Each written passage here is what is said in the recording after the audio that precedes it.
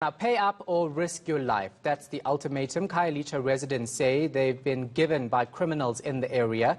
Community members are being told to pay around 200 Rand a day or robberies and house break-ins will continue. Ronald Masinda is following this lead story for us. He joins us now in Cape Town. So, Ronald, this actually shocked me when I saw it on our diary today. Residents from Khayelitsha saying they are victims of extortion. Tell us more.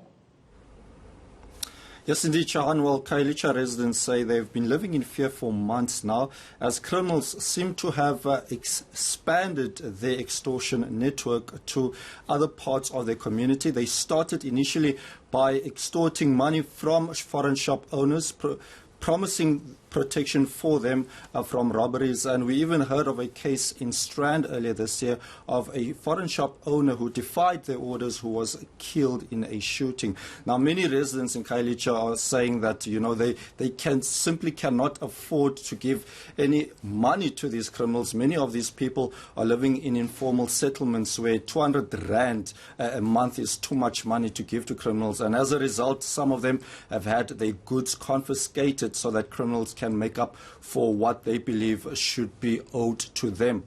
We also heard that over the past few days, 17 criminals stormed inside a Vodacom shop demanding money from the owner, who refused to give them money. And this seems to have been expanding not only in businesses, Shahan, but also people who own properties, who have granny flats to earn an extra income. They've also been hardest hit. Yeah, so what are police saying about these claims from residents? Because surely they should be trying to crack down on this.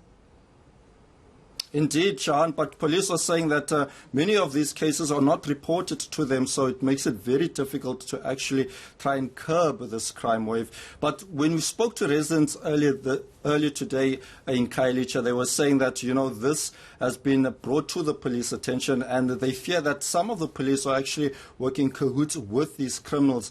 And in some instances, criminals have even threatened residents that should they go to police, they will either be robbed or killed. And so many people are living in fear. And as I'm about to introduce a story, Shahan, you could also see that many of the people who had to hide their identities because it really is a very scary situation for them. Bayabangenela abantu abane-shop, bayabangenela abantu abane-saluni, bayabangenela abantu abane-hardware. Kuthiwa bayangena nakubantu abasilike mnandi sithengisela i-chips like esintoni. It's become the latest crime wave in the townships. After a-reportile uzabuya alandelelwe. After elandelelwe akho umuntu uzophakama ekuhlaleni pha kwenzeka into ethile. So wena umuntu wenzekile wento walendlu uzawuzimela wena wedwa. Residents say criminals used to target foreign shop owners. Now gangs are threatening individuals and businesses, forcing them to pay protection money or suffer the consequences. Police have confirmed that communities are not reporting these incidents, making it difficult to tackle the crime. But one of the residents says SAPS seems to be involved. Anyway, singahlalanga nabo abanye babo basebenzisana nabo yeva. Fumaniseke into bofaka amapolisa bawaba. Ward Councillor Xolisa Ngokazi says there's a need for neighborhood watch groups. There are people who are willing to do that, but there's no one who can just do that and patrol the whole day and getting nothing. So if at least our government can assist to give those guys who are patrollers at least a stipend.